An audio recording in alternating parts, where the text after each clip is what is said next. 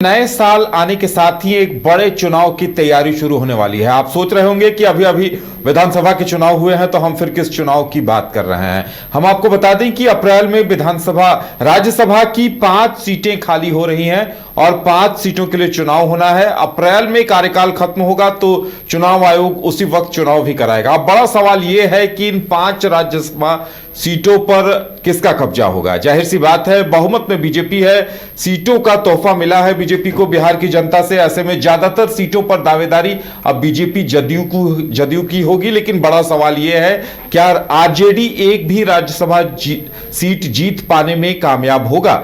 ज्यादा जानकारी के लिए इस वक्त हमारे साथ हमारे वरिष्ठ सहयोगी राकेश रंजन जी हैं। राकेश जी, देखिए अभी से ही इन सीटों को लेकर चर्चा शुरू हो गई है कि ये जो 5 राज्यसभा की सीटें हैं, चलिए 2-2 जदयू बीजेपी आपस में बांट लेंगे, लेकिन जो 5वीं सीट है क्या विपक्ष के लिए छोड़ा जाएगा या वहां भी बीजेपी जदयू ही उन्हीं का जोर दिखेगा। देखिए, इसको जानने के लिए हमको पहले सारा समीकरण समझना होगा कि एक सीट जीतने के लिए प्रथम वरीयता के कितने वोट चाहिए, वो चीज हम समझें। लेकिन उससे पहले ये बता दें कि जो 5 सीट खाली हो रही हैं राज्यसभा की, 9 अप्रैल 2026 को वो कार्यकाल समाप्त हो रहा है जिन 5 सांसदों का। उसमें देखिए तो 2 जेडीयू से हैं, एक आरएलएम से उपेंद्र कुशवाहा हैं और 2 सीट आरजेडी के पास थी, प्रेमचंद गुप्ता थे और अमरेंद्रधारी सिंह। तो ये 2 सीट आरजेडी के पास था, मतलब कि 3 एनडीए और 2 महागठबंधन के पास। लेकिन देखिए इस बार इसमें तब्दीली तो तय है, क्योंकि विधानसभा के चुनाव में आरजेडी का प्रदर्शन बेहतर नहीं रहा है, तो इसका नुकसान उनको उठाना तो पड़ेगा। तो ये तो तय है कि 4 सीटें निश्चित तौर पर एनडीए की तरफ जाएंगी।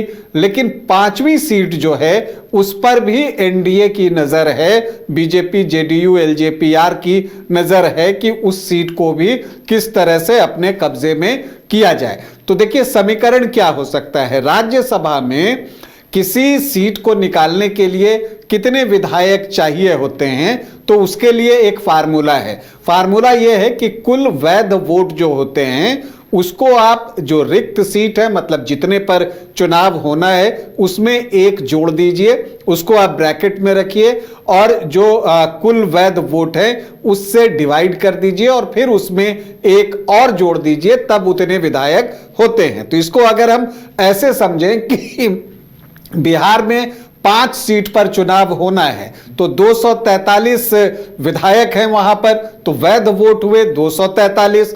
अब उसमें चूंकि 5 रिक्त सीट है तो उसमें 1 जोड़ दीजिए, तो 5 + 1 वो 6 सीट आ गई। तो 243 को आप 6 से डिवाइड कीजिए तो वो 40.5 आता है। तो इसको आप पूर्णांक में ले जाते हैं तो वहां पर वो 40.5 41 हो जाता है और फिर उसमें 1 और जोड़िए तो 42। तो जिन 5 सीटों पर चुनाव होगा अप्रैल में, जिनका कार्यकाल समाप्त हो रहा है, जिन सांसदों का, तो 1 सीट निकालने के लिए 42 विधायकों की जरूरत पड़ेगी। अब अगर आप देखिए तो एनडीए के पास 202 विधायक हैं, तो उस लिहाज से 4 सीट तो कहीं नहीं गई, क्योंकि 42 को जब आप 4 से गुणा करेंगे तो 168 विधायक आते हैं। 168 विधायक के बाद भी चूंकि 202 विधायक हैं एनडीए के पास, तो उनके पास 34 विधायक बचे रह जाते हैं। और इसी से लगता है कि यहां पर एनडीए 5वीं सीट पर भी चुनाव लड़ने की तैयारी में होगा, क्योंकि जब आप देखते हैं कि महागठबंधन की स्थिति क्या है तो वहां पर कुल 35 सीट है, 25 आरजेडी के पास, 6 कांग्रेस के पास, 2 भाकपा माले के पास, 1 सीपीएम के पास और 1 आईआईपी के पास। तो ये जो है 35 है, तो एक तरफ 35 एक तरफ 34। तो यहां पर महत्व बढ़ जाता है एआईएमआईएम के 5 विधायकों का।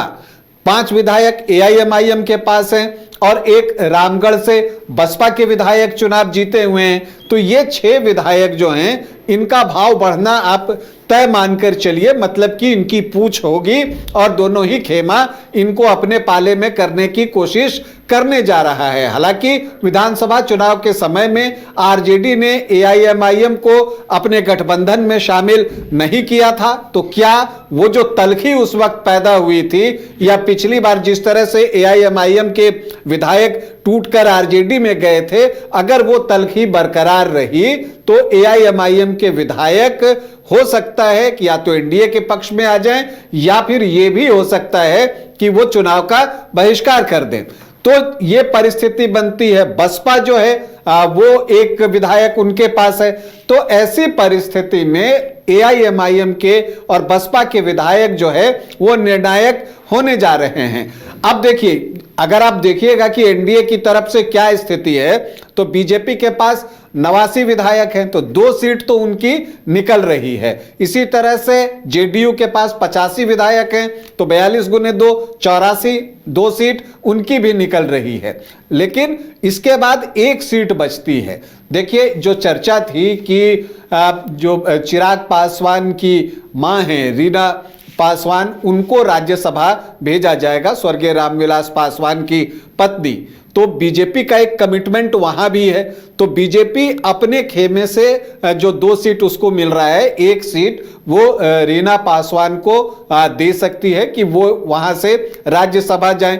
1 सीट पर नितिन नवीन की चर्चा है, और चर्चा ये है कि वो विधायकी छोड़ सकते हैं, और चूंकि अब उनका ज्यादा वक्त दिल्ली में गुजरेगा तो वो राज्यसभा के लिए चले जाएं, तो 1 सीट उनके पास जो है वो जा सकती है। तो और अगर आप जेडीयू से देखिए तो 2 सीट जो खाली हो रही है उसमें एक जो है वो सीट हरिवंश जी की है, हरिवंश नारायण सिंह जो कि उपसभापति हैं, तो उनको तो जेडीयू टिकट फिर से देगा, ये मानकर चलिए।